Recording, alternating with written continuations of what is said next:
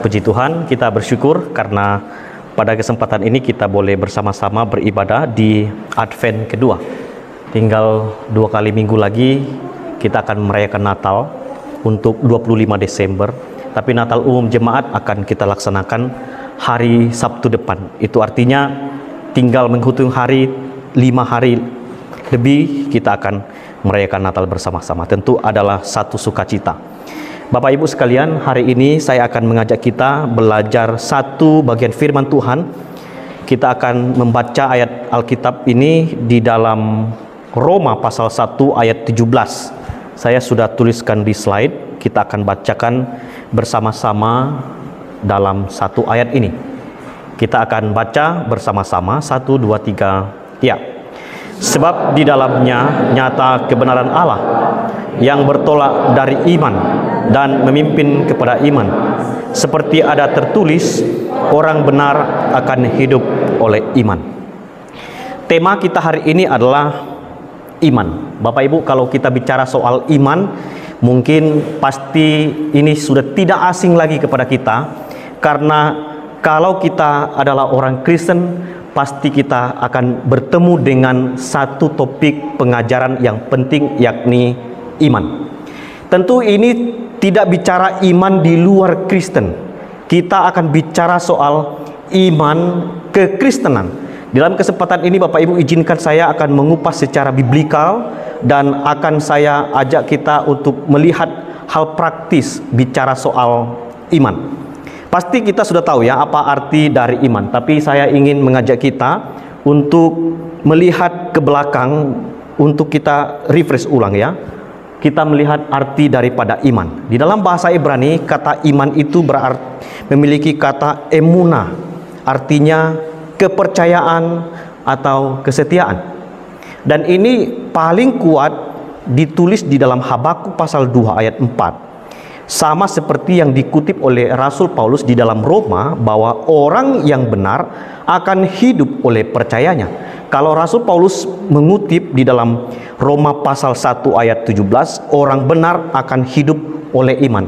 Nah, ini adalah satu ayat yang dirujuk oleh Paulus untuk melihat ke belakang yang tertulis di dalam Habakuk pasal 2 ayat 4. Orang yang benar akan hidup oleh percayanya.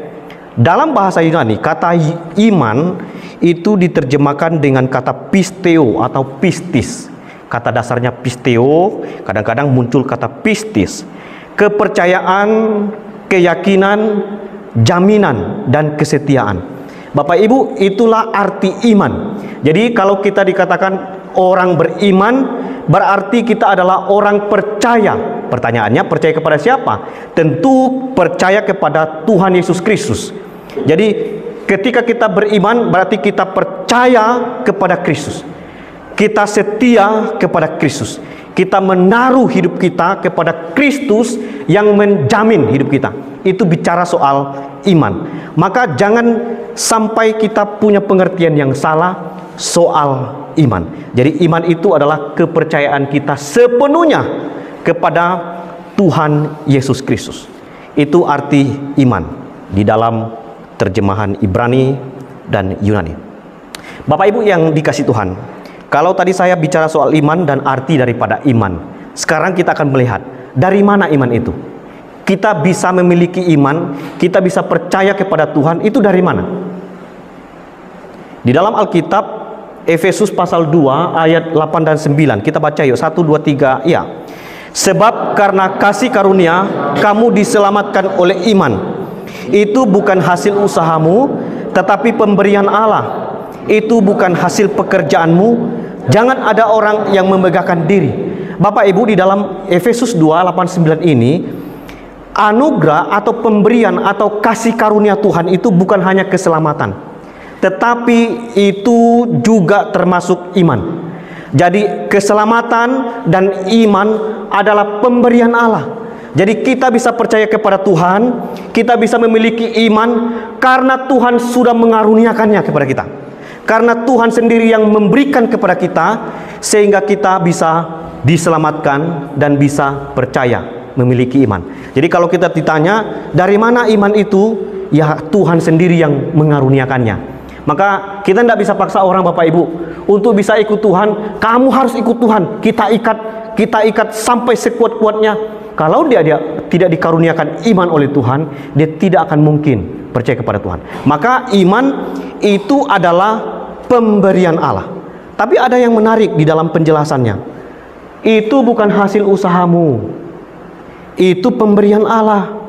Itu bukan hasil pekerjaanmu. Jangan ada yang memegahkan diri.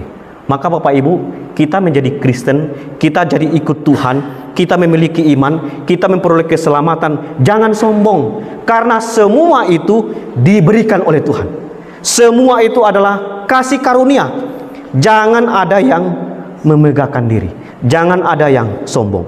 Jadi kita bisa ikut Tuhan setia sampai hari ini. Jangan sombong. Itu bukan hasil kekuatan kita, bukan hasil pekerjaan kita, tapi adalah pemberian Allah. Saya ingin masuk di dalam hal yang penting, lebih dalam. Iman itu menghasilkan pembenaran. Dan kita akan perhatikan satu ayat ini. Kita akan baca bersama-sama. 1, 2, 3, ya. Karena kami yakin bahwa manusia dibenarkan karena iman, bukan karena melakukan hukum Taurat. Kalau di awal tadi saya sudah menjelaskan arti iman dan dari mana iman itu datang, itu semua adalah pemberian Allah. Nah, sekarang kita perhatikan Bapak Ibu, bicara soal hidup kekal keselamatan, itu tidak bisa dilepaskan dari iman. Nah, inilah pentingnya iman, percaya kepada Kristus. Orang sudah percaya kepada Kristus dibenarkan karena iman. Kita orang berdosa bisa dibenarkan karena iman kita. Bapak Ibu perhatikan, karena kami yakin di dalam Roma 3:8 bahwa manusia dibenarkan itu karena iman, bukan karena ia melakukan hukum Taurat. Ini bersinergi dengan ayat sebelumnya bahwa iman itu pemberian Allah, bukan dihasilkan dari usaha manusia. Nah, ini bicara soal iman dan pembenaran. Mengapa iman menjadi penting? Supaya orang yang percaya kepada Kristus dibenarkan di hadapan Allah. Jadi kalau orang tidak punya iman, tidak dikaruniakan iman oleh Tuhan, maka mustahil dia bisa dibenarkan oleh Tuhan. Karena kita sudah beriman, maka pastilah pembenaran akan jadi bagian kita. Jadi hanya orang yang memiliki iman kepada Yesus Kristuslah yang dapat dibenarkan oleh Tuhan. Tapi kita tidak bisa berhenti di dalam orang Kristen dibenarkan, diselamatkan. Tapi iman sejati juga menghasilkan pertobatan. Coba kita baca di dalam Yakobus pasal 2 ayat 17. 1, 2, 3, ya. Demikian juga halnya dengan iman. Jika iman itu tidak disertai perbuatan, maka iman itu pada hakikatnya adalah mati. Bapak Ibu perhatikan ya. Orang kalau mengaku dengan mulut bahwa dia percaya kepada Kristus, bahkan dia dengan terang-terangan mengaku bahwa dia beriman kepada Tuhan, karena ada satu pengertian, dia dibenarkan oleh Tuhan. Tetapi perhatikan, kalau pengakuannya dia beriman kepada Tuhan, tapi pertobatan tidak ada, nah ini omong kosong. Omong kosong. Karena apa? Di dalam Alkitab, orang berkata beriman harusnya disertai juga dengan pertobatannya. Maka Bapak Ibu yang dikasih Tuhan, ketika kita melihat orang Kristennya, kalau kita melihat orang Kristen perbuatan yang gak benar, kita tidak salah mengatakan bahwa orang itu belum bertobat. Yakobus mencatat, demikian juga halnya dengan iman. Jika iman tidak disertai dengan perbuatan, maka iman itu hakikatnya mati, tidak berguna, tidak ada artinya. Kalau kita berkata, saya pengikut Kristus, saya orang Kristen, memiliki iman, tapi tidak bertobat, tapi tidak ada buah, itu omong kosong. Pada hakikatnya, iman yang sejati harus disertai pertobatan. Maka Bapak Ibu yang dikasih Tuhan, orang Kristen kalau sudah percaya dengan sungguh-sungguh kepada Kristus, dia pasti akan mengalami pertobatan, perubahan hidup. Coba tanya diri kita ya, apakah kita Kristen? Ya Kristen. Lalu lihat, apakah sudah terjadi pertobatan? Tunggu dulu. Masih banyak hal yang perlu kita kerjakan. Bapak Ibu, iman itu terjadi sekali saja. Karena sifatnya auris di dalam bahasa Yunani itu, orang percaya kepada Kristus, itu kepercayaannya sekali terjadi seterusnya. Dan pertobatan itu terus berlangsung, sifatnya kontinu. Begini, orang sudah percaya kepada Kristus, masih bisa jatuh dalam dosa nggak? Masih. Karena apa? Dia masih mengenakan tubuh yang fana ini, daging yang lemah. Kadang-kadang dia jatuh. Itulah sebabnya penting ada pertobatan. Waktu orang beriman jatuh di dalam dosa, cepat-cepat sadar dan perbaiki dan sadar dan bertobat. Nah, setiap hari pertobatan terus dikerjakan.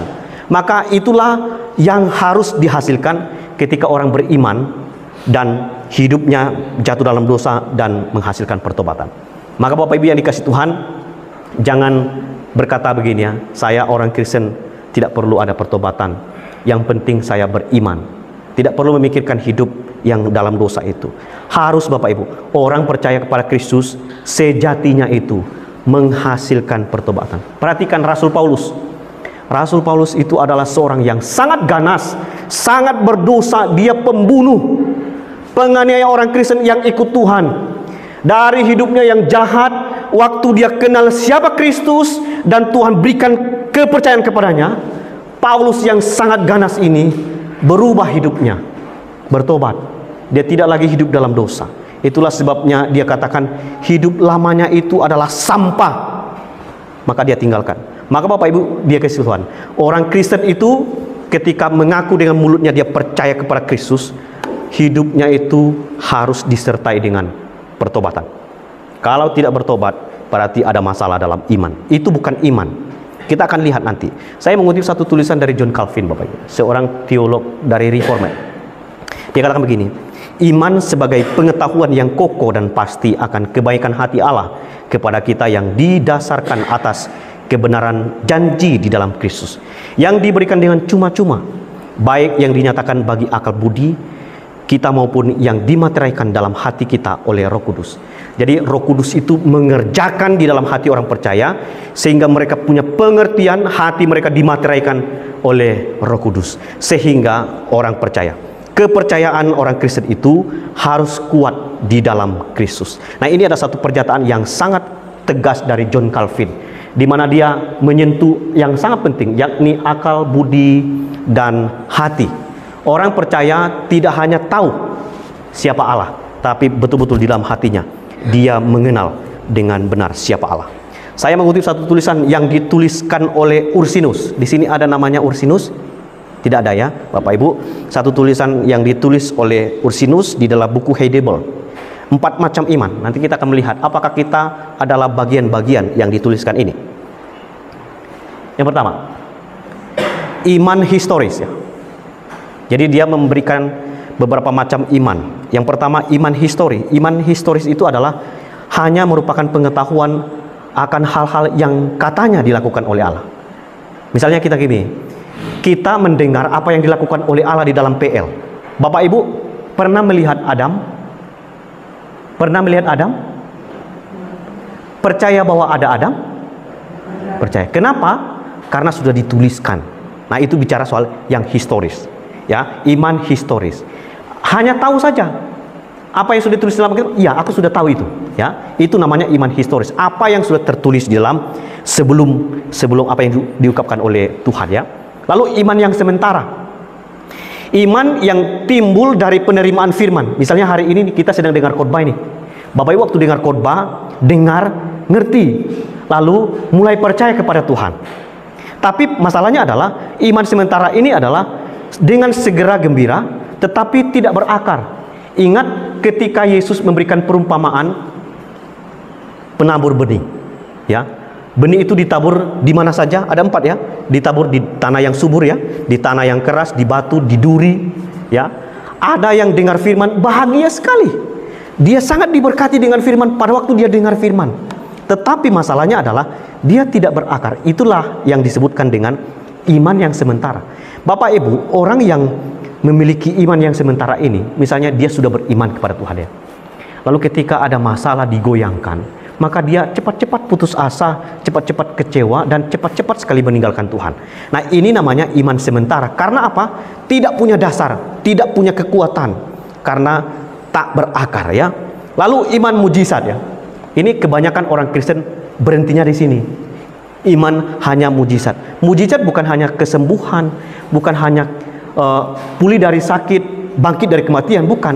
tetapi juga paling tidak sukses usahanya, sukses apa yang dia sudah bangun selama ini. Bapak Ibu, kalau orang membangun imannya dari mujizat, maka pada waktu dia tidak lagi mengalami mujizat, mungkin dia akan kecewa.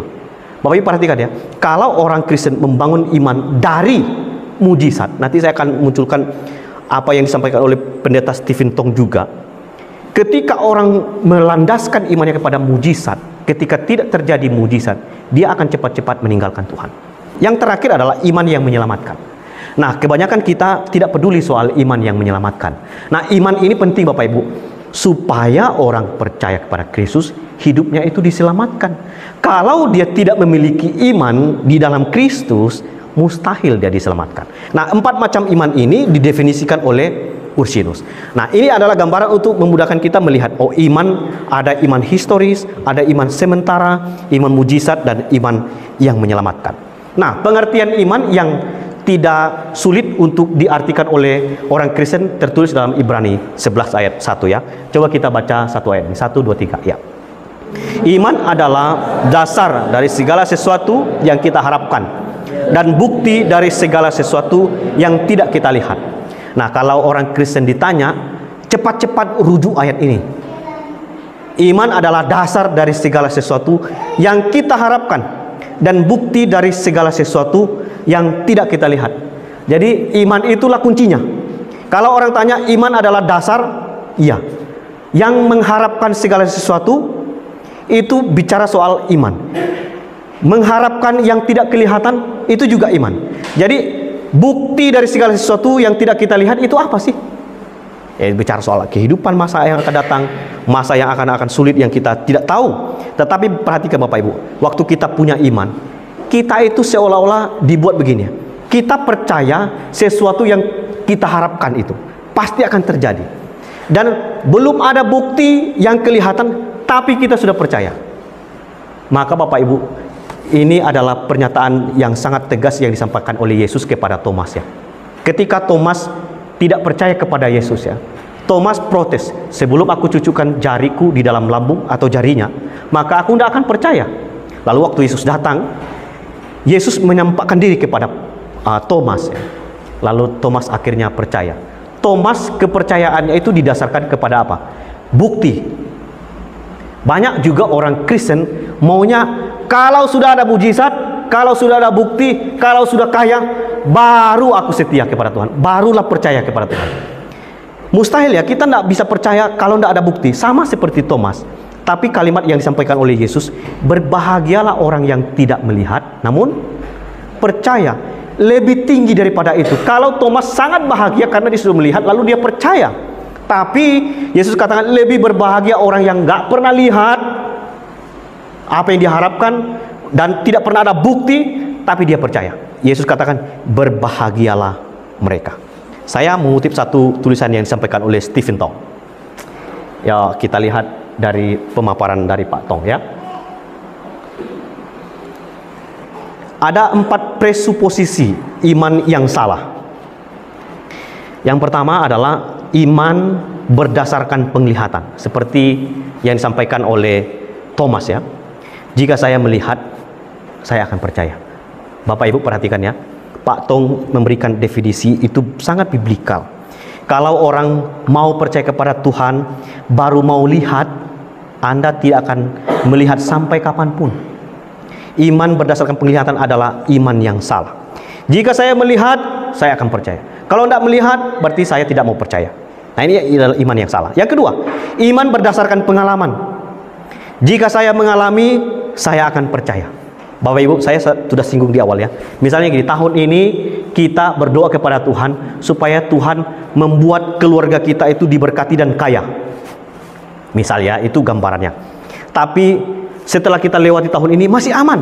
Lalu lewat tahun kedua, tiba-tiba kehidupan keluarga kita kacau, berantakan, lalu sampai semiskin-miskinnya.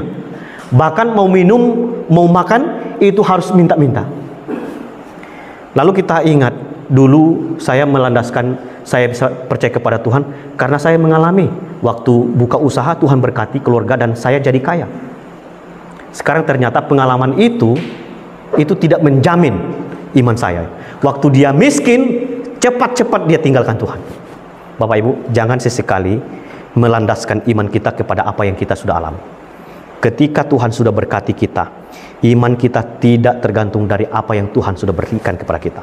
Nah, bicara soal iman berdasarkan pengalaman, perhatikan Bapak Ibu. Waktu Tuhan berkati kita, ingat ya, jangan hanya mau menerima berkat dari Tuhan, tetap setia sama Tuhan. Waktu Tuhan berkati, jangan tinggalkan Tuhan, jangan mau ambil berkatnya. Kadang-kadang kita tidak tahu diri ya, sudah Tuhan berkati, tapi lupakan Tuhan. Ini kadang-kadang saya secara pribadi ingatkan diri saya, jangan sampai Tuhan sudah berkati, lalu lupa kepada pribadi yang memberkati. Nah, iman jangan didasarkan pada pengalaman. Lalu yang kedua, iman berdasarkan bukti. Jika ada bukti, saya akan percaya.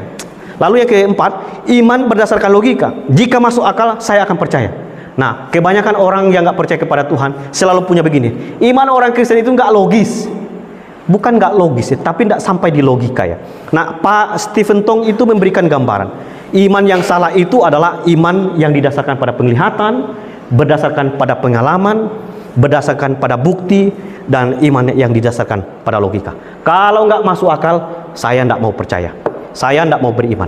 Tidak masuk akal kok Tuhan mati. Loh, Tuhan mati, bukan Tuhan yang mati, manusianya yang mati. Tidak masuk akal. Nah, kalau tidak masuk akal, tidak percaya. Nah, ini adalah iman yang salah, yang diungkapkan di dalam tulisan dari Pak Stephen Tong yang dirujuk kepada Alkitab. Nah, secara praktis Bapak Ibu, saya akan ajak kita membaca beberapa ayat Alkitab. Mari kita baca 2 ayat ini. 1, 2, 3 ya. Sebab oleh imanlah telah diberikan kesaksian kepada nenek moyang kita. Karena iman kita mengerti bahwa alam semesta telah dijadikan oleh firman Allah, sehingga apa yang kita lihat telah terjadi dari apa yang tidak dapat kita lihat. Perhatikan Bapak, pola pikirnya begini ya. Sebab oleh imanlah telah diberikan kesaksian kepada nenek moyang. Karena ada iman, maka kesaksian itu jadi catatan. Karena iman kita mengerti. Perhatikan baik-baik ya. Kalau saya kontraskan dengan pernyataan Pak Tong ya, harusnya iman itu tidak bergantung kepada penglihatan, tidak bergantung pada pengalaman, bukti dan logika. Harusnya iman yang bergantung semua ini. Jadi penglihatan harus didahului oleh iman. Sama seperti iman adalah dasar dari segala sesuatu yang kita harapkan dan bukti dari segala sesuatu yang tidak kita lihat. Dan iman harus duluan. Bapak Ibu percaya? Waktu mulai usaha, bekerja, berkeluarga, berumah tangga, mensekolahkan anak-anak, harus mulai beriman. Mulai dari iman. Bapak Ibu, percayalah kepada Tuhan. Dengan membuka usaha, dengan bekerja, dengan menyekolahkan anak-anak, Tuhan akan memberkati mereka. Jangan mulai dari ujung, mulai dari iman. Kalau didasari dari iman, maka ini benar, konsepnya benar. Maka Bapak Ibu, apa yang Bapak Ibu kerjakan, apa yang Bapak Ibu pikirkan, doakan mulai dari iman. Mulai dari iman. Perhatikan ya, dari mana? Mulai dari iman. Satu kutipan di dalam fotum tadi, kita baca yuk. 1, 2, 3, ya. Tetapi tanpa iman, tidak mungkin orang berkenan kepada Allah. Sebab barang siapa berpaling kepada Allah, ia harus percaya bahwa Allah ada, dan bahwa Allah memberi upah kepada orang yang sungguh-sungguh mencari Dia. Orang yang beriman ada upahnya. Orang akan mendapat upah. Orang bisa berkenan kepada Allah karena iman. Jadi iman dulu, baru berkenan kepada Tuhan. Tidak berbuat baik, tidak melakukan perbuatan yang baik sangat banyak, baru berkenan kepada. Tidak. Iman dulu, baru berkenan kepada Allah. Buktinya apa Bapak Ibu? Bacalah kitab Ibrani. Saya kutip beberapa ayat sebagai penutup untuk khotbah hari ini. Coba kita mulai baca di Ibrani pasal 11 ayat 4. 1, 2, 3 ya. Karena iman, Habel telah mempersembahkan kepada Allah korban yang lebih baik daripada korban Kain. Cukup ya. Dimulai dari apa? Karena iman. Dimulai dari iman. Tidak dimulai dari ada bukti, ada logis, ada pengalaman. Dimulai dari iman. Ketika Habel beriman, maka dia memberikan korban persembahan kepada Tuhan yang terbaik.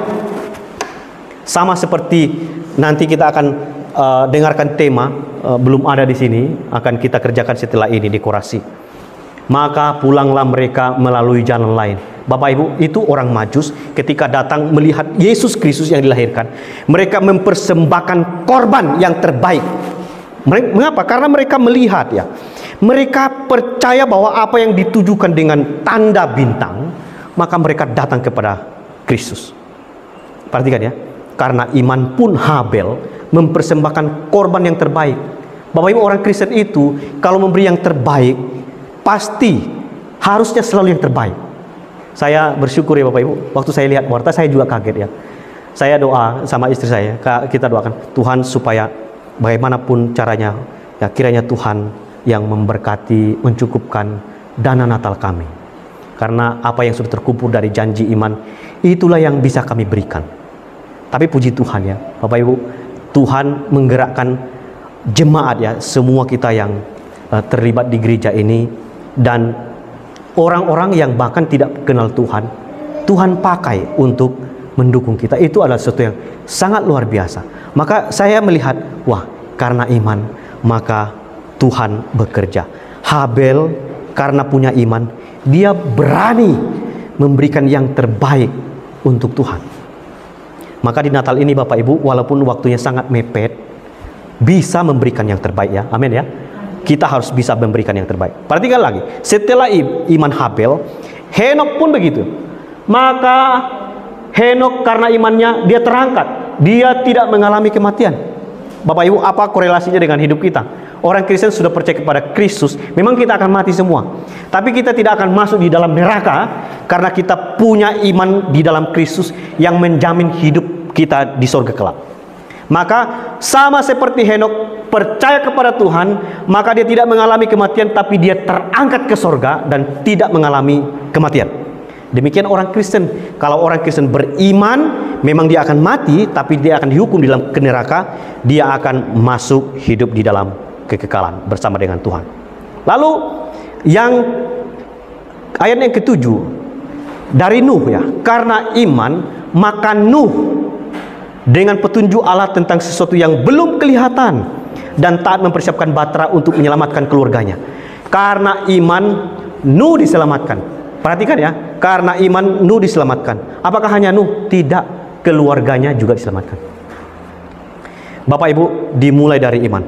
Pribadi Habel, karena iman dia memberikan yang terbaik untuk Tuhan. Karena iman Henok terangkat ke surga. Itu soal pribadi, hidup dalam kekudusannya. Karena iman Nuh dan keluarganya diselamatkan. Itulah pentingnya iman. Lalu ayat 17, karena iman, ini adalah Abraham ya. Abraham taat lalu dibenarkan dan dia mengorbankan Ishak. Dimulai dari karena iman. Lalu dari Sarah, karena iman ia juga dan Sarah beroleh kekuatan untuk menurunkan anak cucu walaupun usianya sudah lewat. Karena ia menganggap dia yang memberi janji itu setia. Bapak Ibu, kalau orang Kristen beriman kepada Kristus yang memberikan janji, yang memegang janji, yang tetap setia kepada janjinya, maka kepercayaan kita yang sudah Tuhan beri itu akan terlihat ke depan. Maka saya suka sekali dengan bicara iman itu ngeri-ngeri sedap. Kok ngeri-ngeri sedap ya? Kita tidak tahu apa yang akan terjadi besok. Entah akan ada badai, ada kegelapan, ada masalah, akan ada banyak pergumulan yang sangat berat. Tapi di balik segala kesulitan itu ada janji Tuhan, ada pengharapan, ada kehidupan yang Tuhan berikan. Maka diperlukan iman dari orang Kristen. Bapak Ibu sekarang ya, perhatikan ya. Kalau kita jadi pengikut Tuhan, ikut Tuhan, menaruh sepenuhnya iman kita kepada Tuhan yang sudah Tuhan berikan kepada kita, maka percayalah, hidup pribadi, keluarga, anak-anak, masa depan, pasti Tuhan akan berkati. Amin. Akan ada berkat dari Tuhan apabila orang Kristen memulai menjalani hidupnya dengan iman. Percayalah kepada Tuhan dengan segenap hatimu, maka engkau akan selamat dan seisi rumahmu. Itu kata Paulus kepada kepala penjara yang sangat takut ketika terjadi gempa pada waktu Paulus dan Silas memuji Tuhan. Kepala penjara takut karena apa?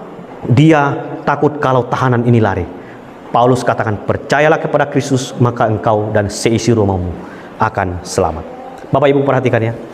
Inilah yang disebut di dalam bahasa Inggris yang dicatat dalam Roma 1 ayat 17. Coba kita baca Roma 1 ayat 17 Bapak Ibu bisa buka ya, satu ayat di dalam Roma 1 ayat 17. Kita bacain ya. 1, 2, 3. Iya. Kebenaran Allah yang bertolak dari iman dan memimpin kepada iman. Seperti ada tertulis, orang benar akan hidup oleh iman. Perhatikan ya, bertolak dari iman dan memimpin kepada iman.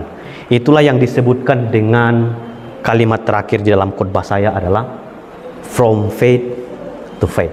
Dari iman kepada iman. Tuhan sudah karuniakan iman, dari iman itulah kita datang kepada Tuhan. Hebat ya. Iman menjadi kunci utama keberhasilan dari orang-orang Kristen juga dalam pelayanan. Mari kita berdoa.